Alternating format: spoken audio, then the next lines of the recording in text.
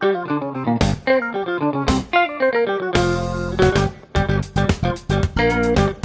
see right now, because I've got the box office open right now. $1.337 billion for that. Number 2 this year. Oh, by the way, I can give you a little props as well while we're looking at the box office. Flip back on over here. You called that Despicable Me would make $1 billion this year. You said that was going to be one of the biggest releases, and you are 100% correct. $968 million as we speak. That's what's close. number one? What's number 1 this year? Number 1 is Inside Out Part Deuce. The funny thing is, I haven't seen it, and I was a huge fan of the first one. Mm-hmm. None of my other friends that I know have seen it. Like even my friends who love Disney, it's the movie that's made the most money that I don't know anyone who's seen it and talked about it. Like it, kind of like Avatar. Although everyone said like, "Oh, I saw Avatar." But well, are you in those circles of people who'd be watching it? The girl's a little bit older now. It's not necessarily in their demographic. No, I got a lot of friends with younger kids. With younger kids, yeah, because we were like the first. Me asking my 10 friends would be completely useful because we don't do not be children. Right. But like, no, I have a lot of friends with kids who are like between 5 and 9. Yeah, that would probably be perfect. And I feel like too. I mean, there's still. I've seen more and more movies trying to cater to that kind of thing. Do you have, I'm sure you do, in Dallas, have the theaters that have the childcare inside the movie theater? There's one that I know of, and that's the Cinemark that everyone that Cinemark uses to test stuff out. It's like their home office Cinemark. Yeah.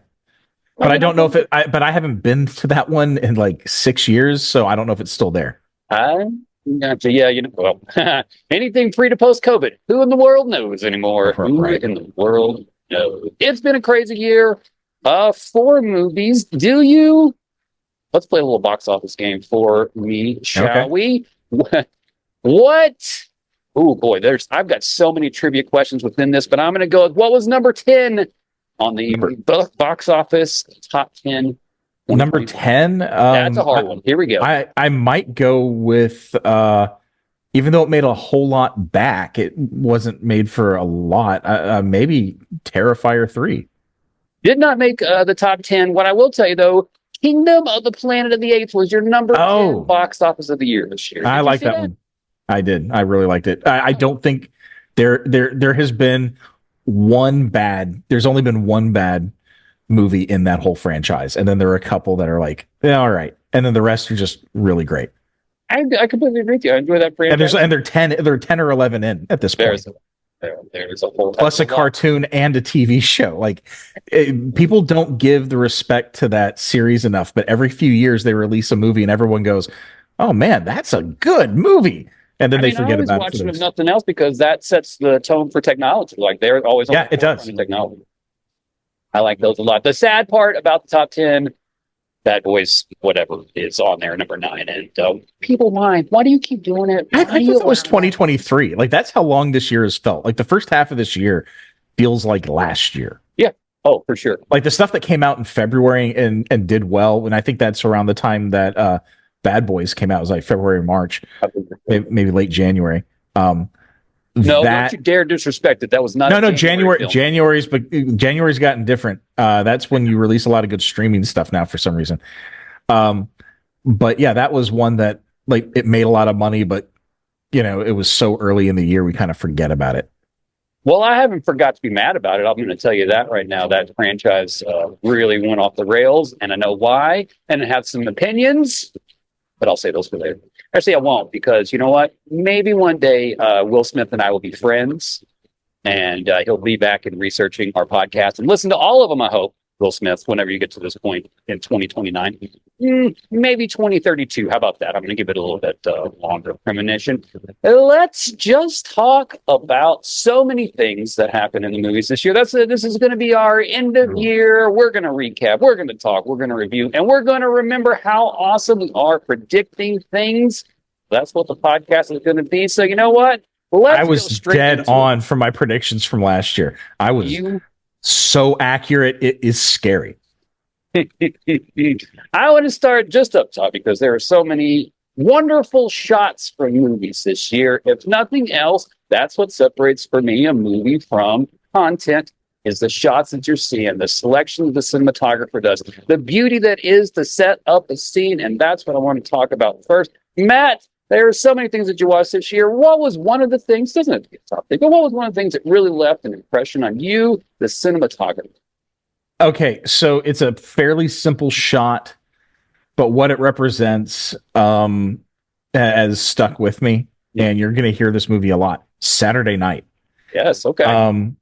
There's a shot of Lorne in front of the board, like the board with all the postcards, right? Where they lay out the show, and that's how they announce who's going to be on, like hosting and doing the musical guests. They now just tweet out pictures of that board. And I think they're probably just even digital now, right? It's a template, but I guess. But that shot, it's kind of like, oh, it's become such a cultural thing for, that show, and that show is a cultural thing. That cork board, that shot, it kind of shows, it's giving you a little bit of look into the future of what the show is going to mean and the history behind it. And it starts right here. That's the inception. And I love that one. Nice. Also, side note, as I'm just sitting here looking at both of us as I stare at my screen, we have our college hats on today. You at USC, and I went to the College of Criterion, baby. Well, here was what I'm wearing this because I didn't want to do my hair.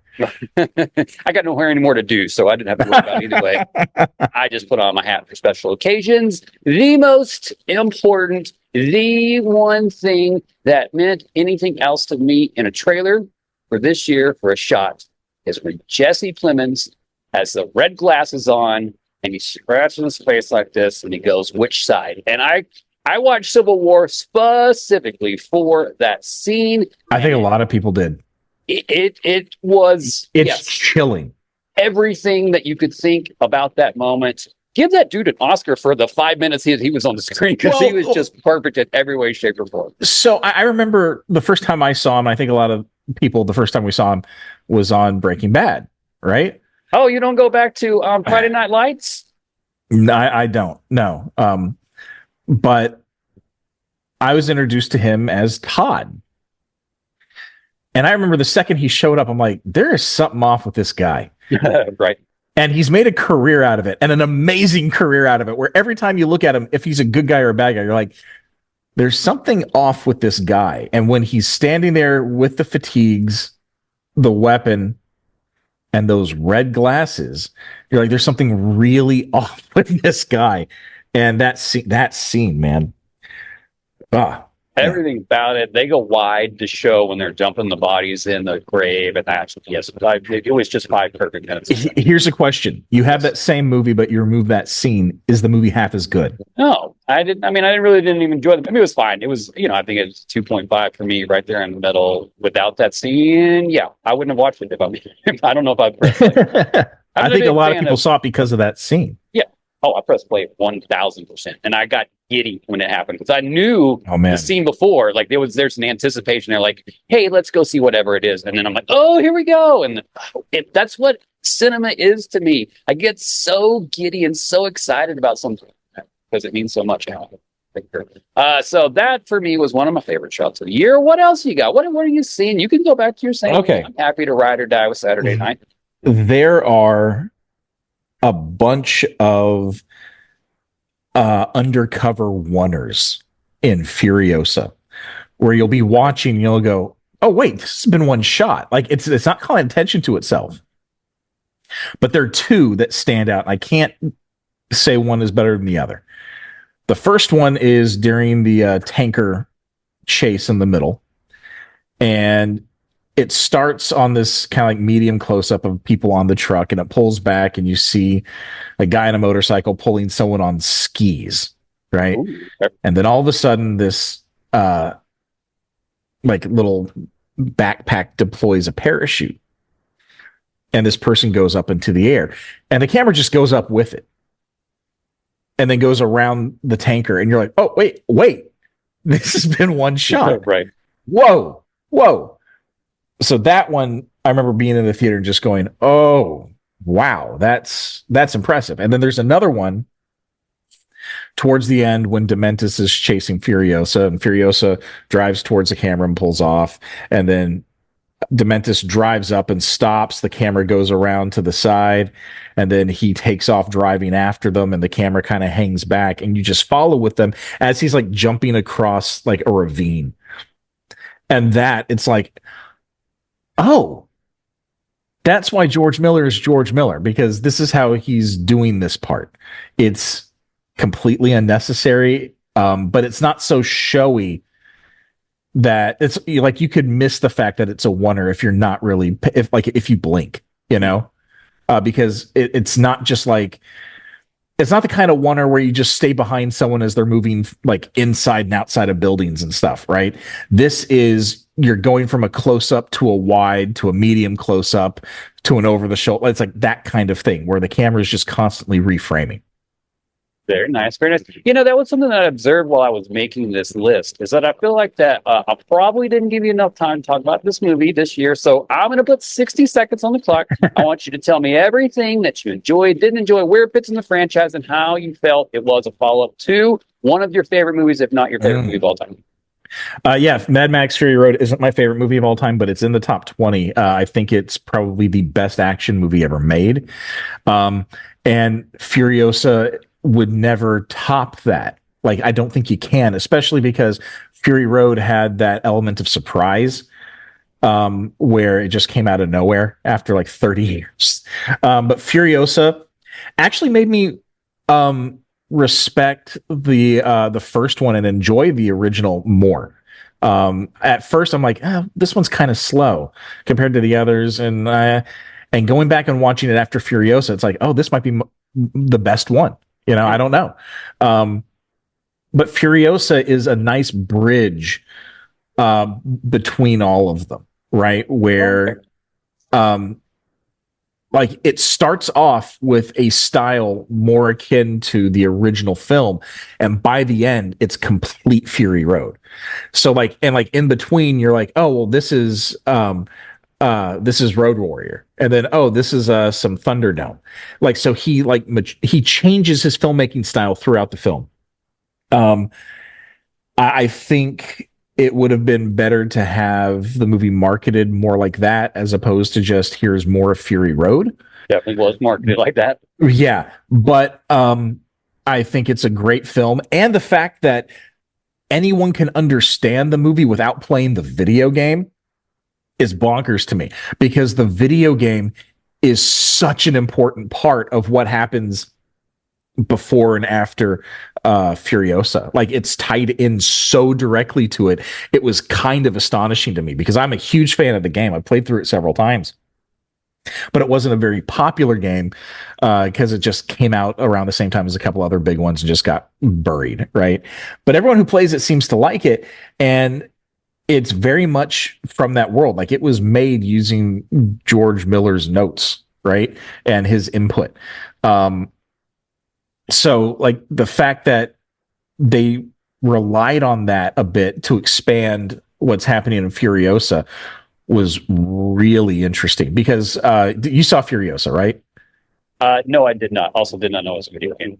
Okay. So one of the characters in Furiosa, how in Fury Road, Immortan Joe has a couple of sons, right?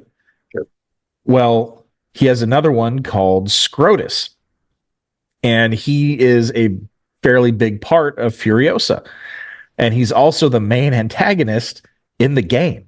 Is this him? And no, it's oh man, not. I only know three people in the movie. If it He was wasn't in- Hemsworth, I'm not going to know. No. He's an actor who's in Fury Road, and he's been in a lot of things, but I can't. Yeah, no remember his name. disrespect to that actor, to be clear, but my little brain only acknowledges that Hemsworth was in it. Right.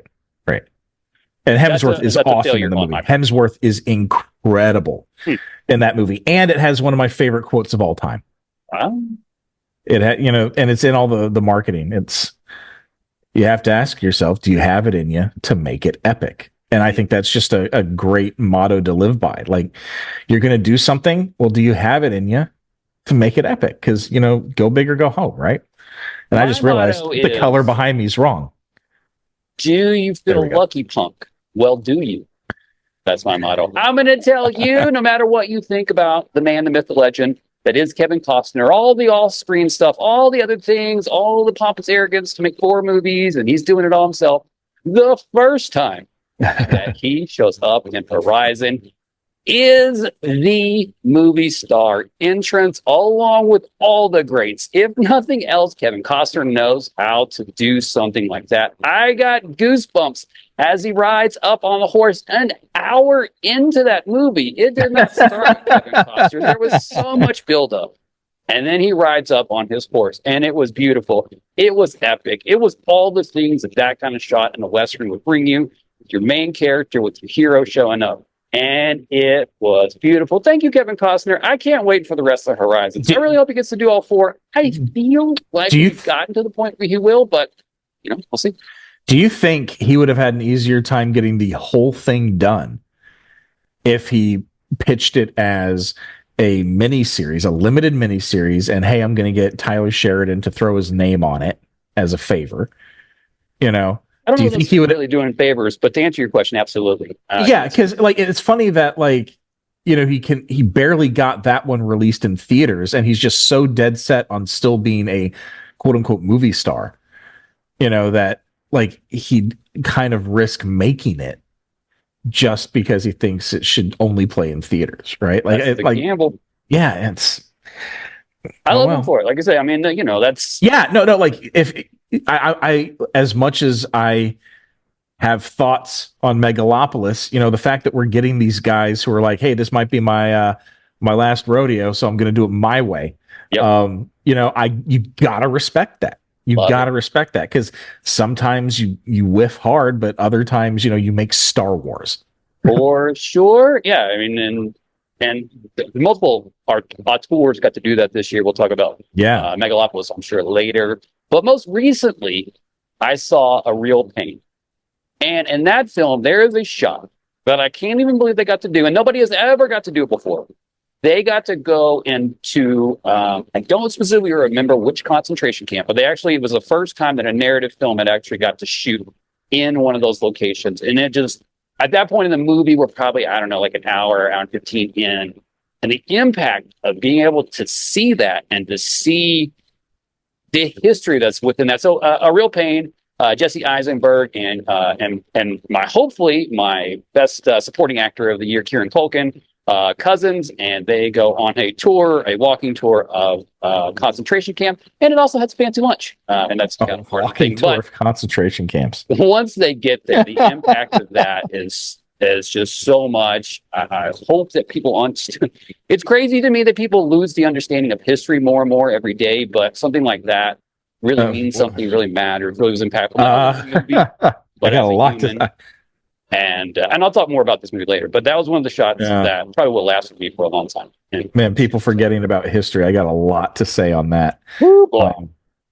Because, I'm not going to, I won't get into it.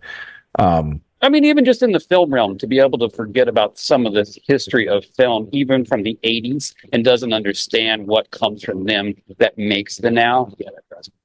No, the idea that nothing existed before Shrek, to a lot of people is really upsetting. Or this new trend that people are like, oh, film doesn't look right. And look, I understand that our eyes and our brains evolve differently, and they've been seeing 4K and crappy HD forever, and that's just natural to them now. But if you can't understand it, you can't see the appreciation of what that is and how that looks as an art form. Oh, so you saw my post that someone, or I talked about a film professor was watching, Raiders, and the student said, camera is not even. Okay, well, there's so much wrong with that statement. Yeah, punch him right in the throat, guys. Come on, the level of ignorance, because the camera is not really what's doing the heavy lifting as much as the film stock and the lens and the lighting. Exactly. But whatever. Anyway, for my last, I'll try to lighten this up. For my last, are you saying the concentration camps wasn't lightening this right? up? My last of the favorite shots, I'm gonna say every single close up of Josh Hartnett and Trap because they're My man crush of hilarious. all man Oh crushes, man, the most beautiful man in the world. Yes, please tell me more about that. every close up is bizarre, and he's got like this weird half smile while also wanting to strangle you at the same time. And I don't know how to describe it besides it's like pure Shyamalan, you know. And it worked for me so well, and it's endearing and it's fun to watch. Like he's just got a fun to watch face, and those close ups. Like the movie ends on a super tight close up of him just laughing. You know, Nice. love it. How many seasons do we have to go before we get an interview with Josh Hartnett, do you think? Man, I would love to interview Josh Hartnett. If we can get him on by season 20, that's be an accomplishment. Hey, we might get some traction with that too. Shots are some of the most important things in cinema and film and the history of all these things. That's how art works. You set up a beautiful shot. It is not unlike a painting in that. That's what our eyes are looking for. So thank you all the cinematographers out there for making some of the most beautiful things that we see year to year. It's sometimes an unforgiving career, I imagine. You know, a lot of times when you're doing it right, you know, you don't really want people to notice unless that you're studying that and look at the shots. Well, a lot of times the director gets credit for what the cinematographer does. Yep. Because I mean, especially when you have like if you've got someone like Kubrick directing, like how much is he just telling that DP what to do? Like Yep. we don't. He almost fired the DP on his first movie when he was like 25 Yep. because the guy argued with him on which lens to use. Oh. Right. So Hey, how about this? Let's talk about some surprises that we found this year. There's always movies that I don't see coming. They come from left field that I just press play on. I have no idea what's going to happen, and then by the end, I am just happy and giddy and re-energized for cinema. So, and I do keep using that word today because that's important to me. And you know what? We are hive-minded movie watching and binge flow here, so I can use that word cinema. I can use that word film, and you can all suck it. Put it in the comments. I don't care. Anyways, Matt, what you want to talk about first on your biggest surprises of the year? And this can be an actor, this can be a movie, this can be whatever. it's gonna be a movie. The People's Joker. Oh yes, okay. You referenced this, earlier in the year. Yes, talk to us about this. So famously tried to get shut down because it uses Warner Brothers IP, and it looked cheap in a way where it's like obviously chosen to be that way, and it wasn't kind of like a Tim and Eric kind of thing, which I don't totally love. But I try to be open-minded. I try to give things a fair shot. So I sat down and I watched it, and I couldn't have been more wrong with my assumptions going in. I don't know if there's a way of telling that story without doing it the way they did. Because it had to do, like, the beginning it starts with this kid, a young kid, and his mom taking him to go see Batman Forever. And the scene where Nicole Kidman kisses Batman, the narrator says, most boys wanted to be Batman when they saw that. And I realized I wanted to be Nicole Kidman. And that's when I was watching, I was like, oh, they had to tell the story this way. They had to. And then the cheapness of it felt like it was done out of both, they wanted to just tell their story and they couldn't get the money for it, especially if you're doing like a comic book thing. But with the whole idea of the Joker, which is manic, a little bit of anarchy thrown in and very punk, that's what the production of the movie was. Like, that's how it looks. It feels very punk. It feels very, I'm doing this on my own terms because I've got something important to say, and I couldn't be happier that I was wrong about something, and it ended up on my top 10 of the year. I love that movie.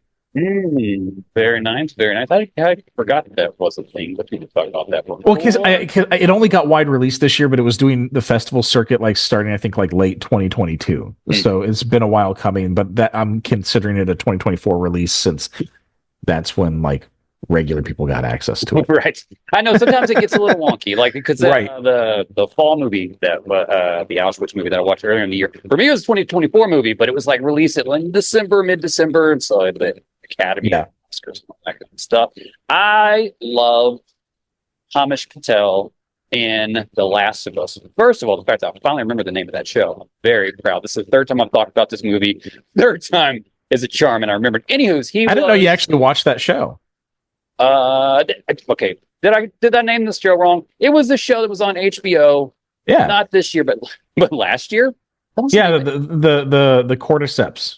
Yeah. Based on the video game, The Last of Us. I don't remember anything anymore. Anyways, the one that Hamish Patel was in, he was fantastic. I've been looking forward to his next project for forever. He did something else in between, doesn't count. Greedy People is the movie that I saw this year that he did with Joseph Gordon-Levitt. Also, somebody that has been in our life since he was a child. I was not a Third Rock from the Sun guy. But Me I did neither. love him on that. I am a ride or die. He has been, what, as a side note, he does such great work for independent filmmakers, independent artists trying to get their voices heard. I've always appreciated all the side things that he's done. Thank you all, for all the stuff that you do for Levitt. But I felt like I kind of we'd seen all that we needed to see of him. I felt like maybe at this point, Greedy People takes it a little bit differently. Both characters are not great people. They're kind of shady in their own ways. And it gets worse as the movie goes along. It's hilarious. It's dark. It's funny. That's the exact kind of movie that I'm always looking for. I don't know why Netflix doesn't have a sub-genre of those kind of movies, because I would click play on all those all the time. But Greedy People is that surprise that I didn't know I needed in my life, especially because it was an Apple project, I believe. But you know what? I still got over it. I still watched it, and it is fantabulous. Oh, what? You got something to say about my Apple hate? Because we can Apple hate right now. Do you want that to be the next segment? It's such an early 2000s mindset. It really shows your age. No, like, it Apple. does not. And we've had this It conversation totally before. shows Tell your age. me 3 great films that Apple has done. No. 2 really good films that they've done. They've done 2. First of all, yes. It's not just your hate on their original content. It's like you talking shit about the iPhone, like, it's so dumb. It's so dumb. It's so pointless. I do. And you know what, Frankie, if you're listening right now, I still think it's dumb. Okay, well, does enjoy your Android and enjoy your 2005 era hate and go back on new grounds. My company doesn't have suicide nets on the side of their building on my phone. I don't know. Just my choice, just my opinion. Apple. Wait, are you talking about the companies that actually produce them? Like, yes, Apple's company has suicide nets on the side of their buildings because so many people have tried to commit suicide. I guarantee you, company. I guarantee you, they're not the only ones who are running a Chinese factory that have suicide nets. As terrible as that is to say, I like my people in Mexico. 25 cents an hour. That was the kind of people. Like, hey, did you know? Speaking of Apple, they put out another terrible movie this year. Wolves was so bad. I didn't enjoy that so much, and apparently America did not enjoy that so much. We get no second. This is what I've been saying about streaming. Like, it's gotten to the point with the budgets on these things to where we have to admit this is money laundering, right? It has to be money laundering. There's no other reason to spend $400 million on a streaming project. Right. Like, for Prime a couple years ago when they're like, we're going to put $500 million into Tolkien.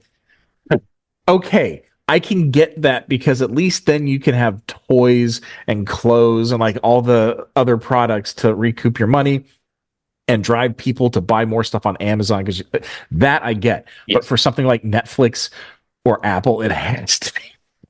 It has to be. There's no way you're going to make money back. Especially Apple is like $4.99 a month, right? Or $5.99 a month. You're not going to make money back on that.